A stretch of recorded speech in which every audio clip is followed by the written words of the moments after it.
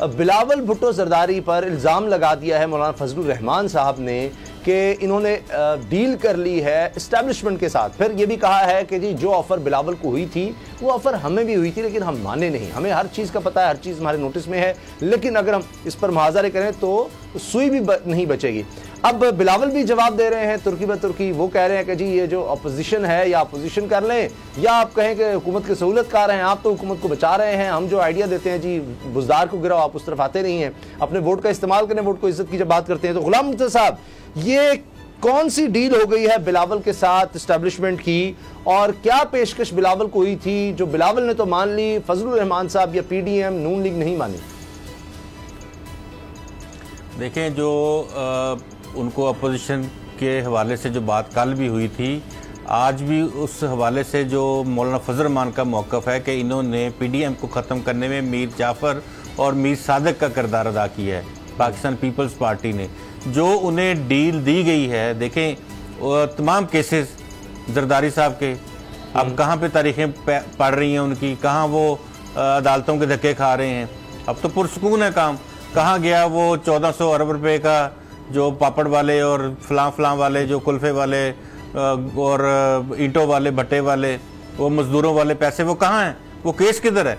वो केस खत्म हो गया। FIA की रिपोर्टें चल रही हैं, कभी किधर तारीख पड़ रही, कभी उधर तारीख पड़ रही, सब पूरा काम आसान हो गया है। और कौन अंधा जो है वो भी नहीं, इस शायद उसको भी महसूस हो जाएगा इस हवाले से जो सेनेट में इन्होंने किया।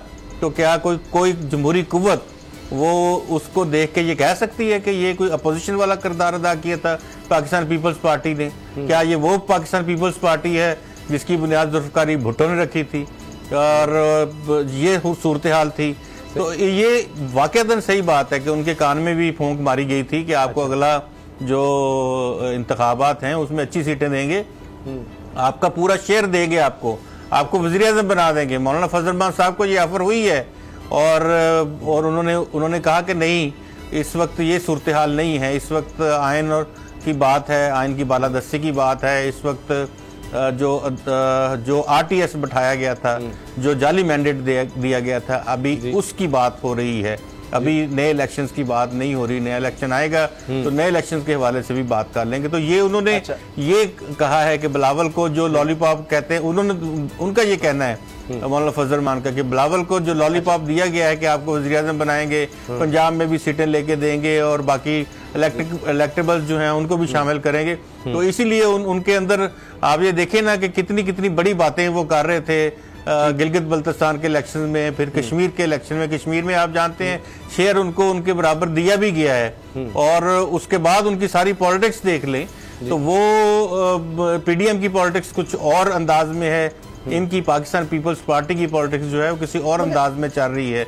यानी मुफाहमत के नाम के ऊपर वो दीगर सियासी जमातों को इस्तेमाल करके अपने मकसद निकाल रहे हैं। गुलाम साहब, आप जो बात कर रहे हैं उस पर पीपल्स पार्टी के भी कुछ एतराज़ात होते हैं। अब देखिए ना, बाबर डोगर साहब, पीपल्स पार्टी कहती है जी हम धक्के खा रहे हैं, अदालतों के पेशियां तो हम भुगत रहे हैं, खुर्शीद शाह अंदर, दीगर लोग हमारे अंदर, जरदारी साहब यहाँ हैं, लेकिन वही वो बात करते हैं कि जी वो देखें रायमंड का अगर वज़ीर-ए-आज़म है तो वो बाहर जाकर बैठ सकता है। शहबाज शरीफ साहब को, हमजा शहबाज को क्या नहीं कोई डील मिल रही? क्या मौलाना फजलुर रहमान साहब को नैब ने नोटिस वाला मामला, फिर वो वापस वो कहते हैं 30 लाख लोग आ जाएंगे, वो सारे केसेस कहां चले गए? हम ये भी तो देखते हैं कि वहां पर भी तो कुछ सहूलत मिलती है। और फिर ये बात मैं जरूर कहता हूं कि नबील गबोल साहब ने भी टीवी पर कह दिया था जी हमें कोई 12 सीटें आज़ाद कश्मीर में या इतनी को बात हुई थी कुछ और उतनी नहीं मिली। वो तो इस तरह की बात वो करते हैं, लेकिन ढील अगर बात है तो दोनों तरफ से है। मुलाकातें हैं तो फिर ये अब सब मान रहे हैं कि जी मुलाकातें एस्टेब्लिशमेंट से सबने की हैं, तो हमाम में तो फिर सब नंगे हैं।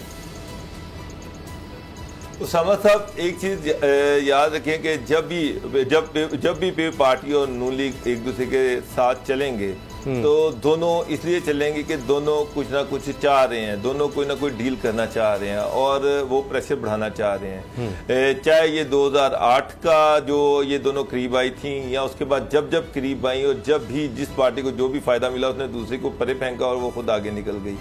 अब भी आप देखें कि जब ये दोनों पार्टियां इकट्ठे आई, जब इकट्ठी हुई पीडीएम के प्लेटफॉर्म के तले, तो उस वक्त पार्टी पे बेतहाशा पर्चे थे और नून लीग पे भी बेतहाशा पर्चे थे।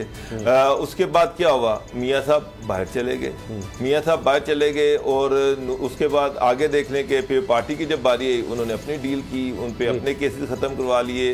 खत्म तो नहीं करवाए, लेकिन वो जो प्रेशर था वो रिलीज हो गया। फिर पार्टी को एक टाइम आ रहा था, ऐसे लग रहा था कि शायद सिंध गवर्नमेंट को वैसे तोड़ दिया जाए, लेकिन अब फिर पार्टी के सब्सक्राइब करें और बेल दबाएं ताकि कोई खबर रह न जाए।